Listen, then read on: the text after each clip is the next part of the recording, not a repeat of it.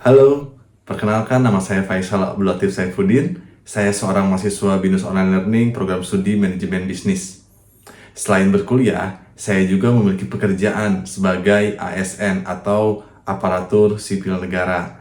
Selain sebagai ASN, saya juga memiliki pekerjaan tambahan berupa freelance sebagai konsultan IT di sebuah perusahaan swasta. Saat ini, semakin banyak orang yang tidak hanya bekerja di satu tempat, tetapi juga memiliki pekerjaan tambahan sebagai freelance atau pekerja lepas. Siang hari kerja kantor, malam atau akhir pekan mengerjakan proyek freelance. Tapi, saat musim pajak datang, banyak yang bingung harus mulai dari mana. Bingung cara melaporkannya, bingung cara menghitung pajaknya. Tenang, di video ini saya akan jelaskan semuanya. Kerja kantor plus freelance, begini cara lapor pajak di Cortex. Sebelum pembahasan bagaimana cara melaporkan pajak di Cortex, mari kita bahas apa itu pajak. Pajak adalah kontribusi wajib kepada negara yang terutang oleh orang pribadi atau badan yang sifatnya memaksa berdasarkan undang-undang dengan tidak mendapatkan imbalan secara langsung dan digunakan untuk keperluan negara bagi sebesar-besarnya kemakmuran rakyat. Dari pengertian tersebut, bisa kita ketahui bahwa pembayaran pajak kepada negara sifatnya wajib, baik bagi wajib pajak orang maupun wajib pajak badan. Pemungutan pajak oleh negara sifatnya memaksa, namun harus berdasarkan ketentuan perundang-undangan agar selaras dengan asas-asas pemungutan pajak yang baik. Wajib pajak tidak akan merasakan secara langsung manfaat atas pajak yang dibayarkannya. Jadi, wajib pajak akan mendapatkan manfaat pembayaran pajak secara tidak langsung melalui program-program yang dilaksanakan oleh pemerintah yang dibiayai dengan pajak yang telah dikumpulkan. Pembayaran pajak merupakan perwujudan sikap gotong royong warga negara untuk bersama-sama membiayai pengeluaran negara dan pembangunan nasional. Jadi, secara singkatnya atau bahasa sederhananya adalah pajak itu seperti iuran bersama agar negara ini bisa berjalan dan menyediakan fasilitas untuk semua orang. Dari definisi tersebut, bisa kita simpulkan bahwa kita sebagai orang pribadi memiliki kewajiban juga untuk membayar pajak melalui apa namanya? Ada namanya adalah pajak penghasilan atau PPh pribadi. Pajak penghasilan adalah pajak yang dikenakan atas penghasilan yang diterima seseorang baik dari kerja, usaha, maupun pekerjaan freelance. Lalu, bagaimana cara menghitungnya? Tenang, jangan overthinking, kita perlu menghitungnya secara mandiri karena platform Cortex yang akan menghitungnya secara otomatis. Yang perlu kita lakukan adalah 1. Kumpulkan semua bukti potong, dan yang kedua, siapkan akun Cortex Anda. Oh iya, di video ini yang saya jelaskan adalah tata cara pelaporan pajak dari pekerjaan utama dan pekerjaan tambahan yang memiliki bukti potong. Namun bagi kalian yang melakukan pekerjaan tersebut tapi tidak memiliki bukti potong, kalian bisa mengikuti tata cara ini juga. Tinggal sesuaikan saja berapa besaran-besarannya. Oke, jika semuanya sudah siap, mari kita bahas tata cara pelaporan di Cortex. Oke, saat ini kita sudah ada di menu login aplikasi Cortex. Hal yang harus pertama kita lakukan adalah login terlebih dahulu. Masukkan ID pengguna, kata sandi, dan juga captcha sesuai dengan yang ditampilkan.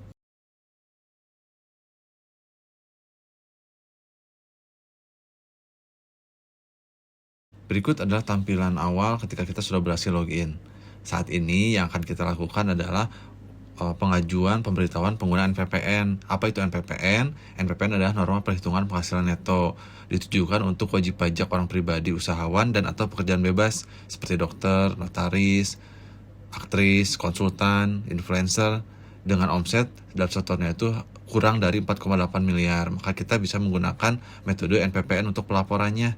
Keuntungannya adalah pajak yang kita hitung adalah tidak seluruhnya dalam penghasilan, namun sesuai dengan normanya, disesuaikan dengan jenis pekerjaannya.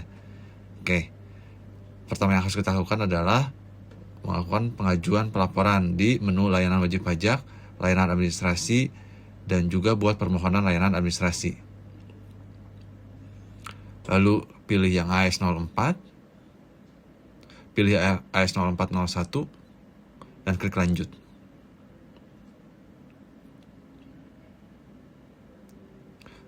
Selanjutnya pilih alur kasus, tunggu sampai dengan form itu muncul seluruhnya, biarkan. Setelah muncul, scroll ke bawah, pilih tahun pajak. Nah, memang sebaiknya kita tuh melakukan permohonan itu saat tahun berjalan. Jadi saat mau melakukan penghasilan 2026, maka dari itu pilih yang 2026. Namun saat ini kita akan mempraktekkan untuk melaporkan penghasilan 2025, maka kita pilih 2025. Selanjutnya kita isikan peredaran bruto kita. Asumsinya bisa kita hitung secara nominal dari penghasilan yang kita dapatkan. Jika sudah memiliki bukti potong dari seluruh penyedia atau pemberi jasa, kita hitungkan brutonya. Lalu pilih di mana tempat kita pembuatan surat ini, lalu checklist dokumen tersebut, dan lalu klik simpan. Selanjutnya scroll ke bawah, lalu buatkan PDF pelaporannya, pilih klasifikasi surat itu menjadi biasa, lalu klik simpan. Nah, jika sudah seperti ini, bahwa dokumen sudah di draft, dokumen yang harus ditandatangani adalah satu, tapi yang sudah ditandatangani belum ada. Lalu pilih yang sign, lalu juga masukkan kode parafrase yang sudah kalian buat. Klik simpan. Oke, berhasil. Selanjutnya adalah klik kirim.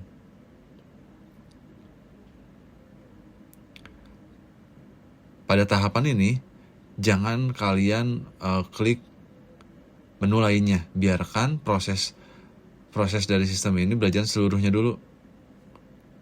Saat ada menu atau informasi berhasil, maka kalian boleh melakukan pemindahan menu.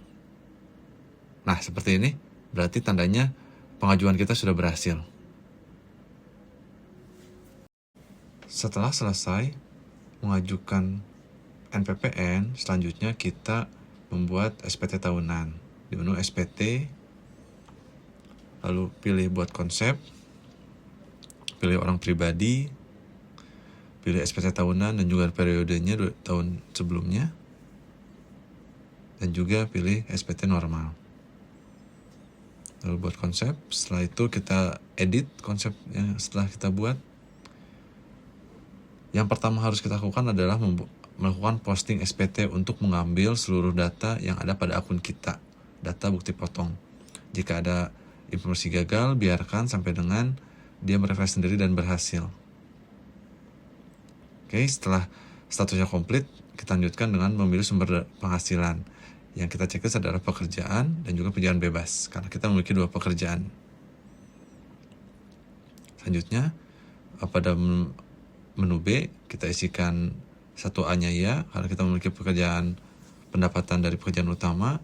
Lalu yang 1B1-nya adalah kita klikkan ya, karena kita memiliki pekerjaan bebas. OPPT-nya kita pilih tidak, dan untuk NPP-nya kita pilih ya, karena kita akan melakukan dengan metode pembayaran NPPN.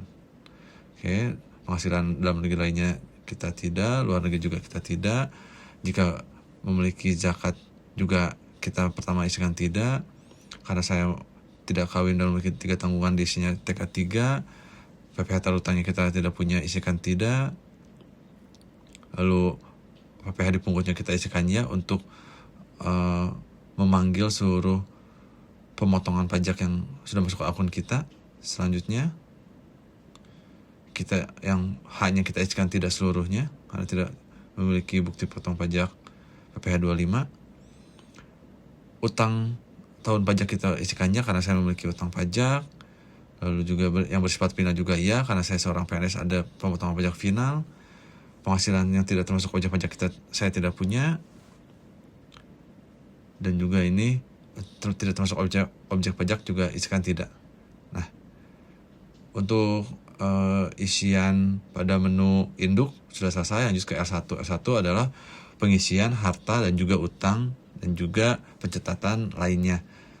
Saya sarankan untuk mengisi sebagaimana mestinya, yaitu sedetail mungkin dan sesuai dengan realitanya. Pada kolom E, ini perlu kita perhatikan bahwa ini adalah bukti potong kita terima. Nah, pastikan seluruh bukti potong sudah masuk ke dalam akun kita. Lalu pada kolom D, itu adalah penghasilan neto dalam negeri dari pekerjaan. Kalau dari akun saya, ada suatu pekerjaan yang harusnya pekerjaan bebas, tapi masuk ke dalam pekerjaan utama. Sehingga saya hapuskan dan akan dipindahkan ke lampiran 3B. Pada menu 3B, kita isikan penghasilan bruto setiap bulannya. Di kolom C, kita edit, kita pilih jenis usahanya, sesuaikan dengan pekerjaan kalian masing-masing. Karena saya sebagai konsultan, kita isi konsultan. Lalu, isikan pendapatan per bulan brutonya. Jika tidak selalu setiap bulan mendapatkan pekerjaan atau mendapatkan penghasilan, isikan sebagaimana kalian mendapatkan pendapatan dari pekerjaan bebas tersebut. Saya contohkan pada bulan Januari saya isikan seperti ini, Februari saya isikan, April dan Mei asumsinya saya tidak mendapatkan pekerjaan bebas, dan selanjutnya. Setelah selesai, kita klik simpan.